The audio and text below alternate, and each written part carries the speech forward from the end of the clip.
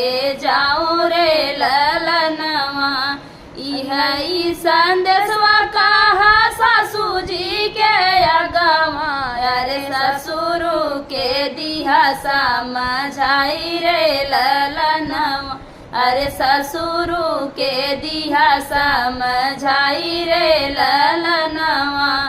ऐसन गहनवा तू लाया मोरे ससुरु, अरे डलवा चूहिल होई जाई रे ललनवा।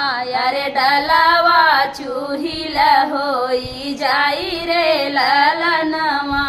सासू जी के नौआ ननद जी के बरिया, अरे हमारा संदेशा लई के जाऊ रे ललनवा।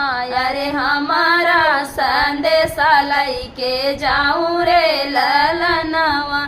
ई संदेशवा कहा जेठा जी के अगवा, अरे जेठवा के दिहा समझाई रे ललनवा। अरे जेठावा के दिया समझाई रे ललनवा।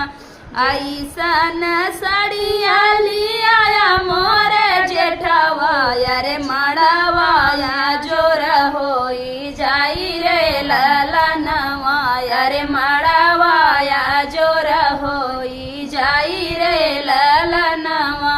सासू जी के नौआ ननद जी के बरिया, अरे हमारा संदेशा लई के जाऊ रे ललनवा।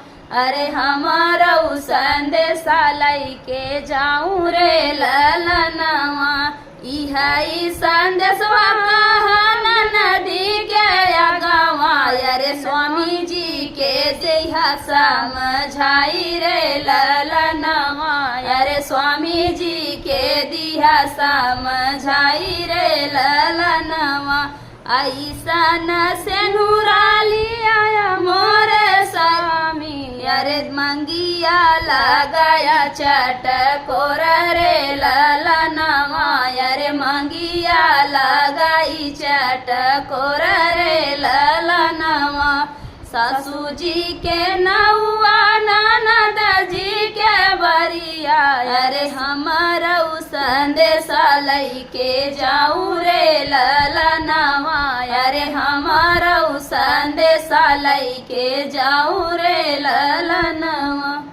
तो फ्रेंड बेटी विवाह गीत का आप लोग को कैसा लगा कमेंट बॉक्स में बताना। फिर मैं देखिए नए गाने साथ, तब तक के लिए बाय बाय दोस्तों। और आप लोग से रिक्वेस्ट है उषा कुशवाहा दीदी के चैनल को ज़्यादा से ज़्यादा सपोर्ट कीजिए।